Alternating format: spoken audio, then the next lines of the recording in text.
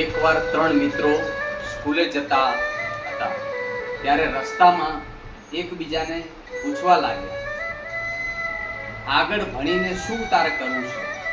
પહેલો મિત્ર બોલ્યો, મારે તો ભણીને ડોક્ટર બનવું છે. અને બીજો બોલ્યો, મારે ભણીને વકીલ બનવું છે.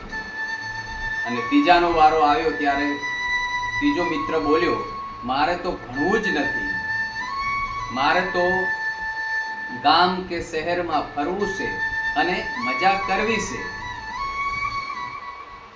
પહેલો બોલ્યો, ભણશો તો નોકરી ધંધો કે કોઈ પણ સારી કંપની નાખશો અથવા કોઈ વ્યવસાય કરશો તો મજા કરશો ને, અને તો જ મજા આવશે.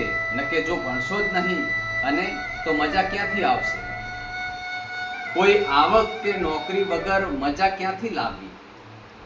બીજો બોલ્યો, જીવનમાં જરૂર હોવું જોઈએ ભણતર, જીવનમાં જરૂર હોવું જોઈએ ભણતર, પણ સાથે હોવું જોઈએ જીવનનું ઘડતર. અને ઘડતર વિનાનું જીવન લાગશે પડતર, અને પડતર લાગશે તો થાશે નડતર, અને હા, નડતરથી લાગશે કરતર. શરીરમાં થશે બળતર, જરૂર થશે બળતર.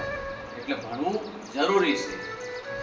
ત્રીજો મિત્ર ને આ બંનેની વાત સાચી લાગી અને ભણવા માટે મહેનત કરી અને આગળ જતા ગુજરાતી શાળાનો સાહેબ બન્યો.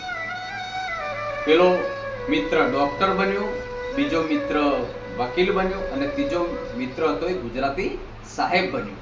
એટલે જ કહેવું છે કે ભણેલું ક્યારે બાતલ જતું નથી. જે ભણતરની કિંમત નથી સમજાઈ એમને આખી જિંદગી કિંમત ચૂકવવી પડે છે. જેમ શરીરને ખોરાકની જરૂર પડે છે તેમ જીવનમાં ભણતરની જરૂર પડે છે. કોઈ જીવન જીવવા માટે ખોરાક ખાય છે અને કોઈ ખાવા માટે જીવન જીવે છે. આ ત્રણ મિત્રો કહે છે, મારા વાલા બાળકો, હે મારા યુવાનો, તમારી ઉંમર ભણવાની છે તો જરૂર ભણી લેજો અને તમારું સપનું પૂરું કરજો.